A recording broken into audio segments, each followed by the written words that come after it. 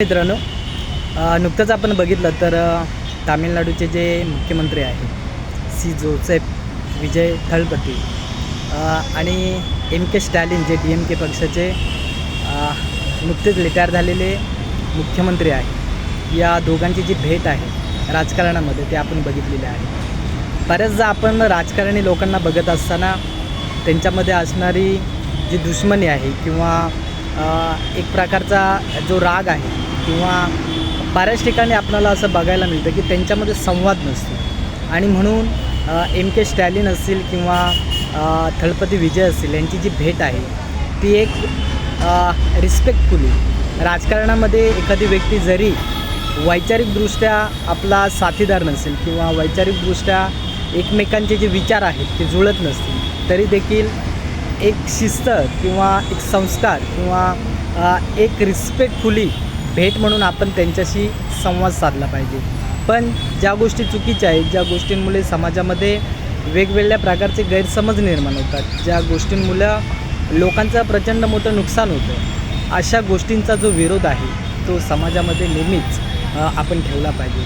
आणि ज्या गोष्टींमुळे एखादी व्यक्ती त्याच्या स्वकर्तृत्वाने पुढे जात असेल किंवा राजकारणामध्ये एखादी व्यक्ती खऱ्या अर्थानं जर का चांगल्या प्रकारे लोकांचं काम करून लोक त्यांना सपोर्ट करून जर का त्या पदावरती बसत असेल तर आपण देखील अशा व्यक्तींचा रिस्पेक्ट केला पाहिजे. आणि म्हणून बऱ्याच साऱ्या ठिकाणी आपण बघतो जे खालच्या पातळीवरती जे लोक काम करतात, जे कार्यकर्ते म्हणून अशा प्रकारच्या नेत्यांचे वावरतात, त्यांच्यामध्ये असणारी जर का देवाणघेवाण आपण बघाल तर प्रचंड एकमेकाला शत्रू या नात्यानं बघतात. आणि बरेच सारे जे अगदी आपण बेसला जे लोक असतात त्यांच्यामध्ये असणारी दुश्मनी किंवा त्यांच्यापासून असणारे हेवे दावे किंवा आपण बऱ्याच ठिकाणी असं बघितलं तर लोकांमध्ये फार मोठे जे मतभेद आहेत ते दिसून येतात. आणि म्हणून एक वैचारिक वारसा, एक वैचारिक किंवा एक राजकारणातली व्यक्ती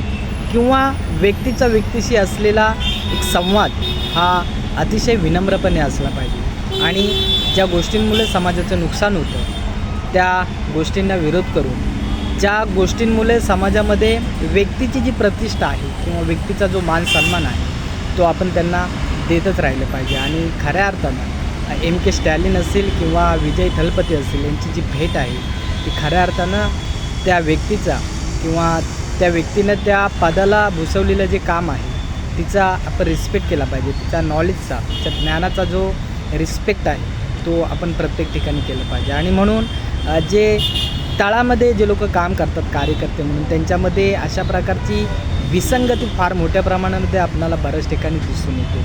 आणि अशा प्रकारचं त्यांचं जे वागणं आहे बऱ्याच ठिकाणी आपण बघितलं तर विचार जुळत नसेल तर माणसं मारण्यासाठी देखील अशा प्रकारचा जो विचार आहे तो समाजामध्ये पुढे येत असतो.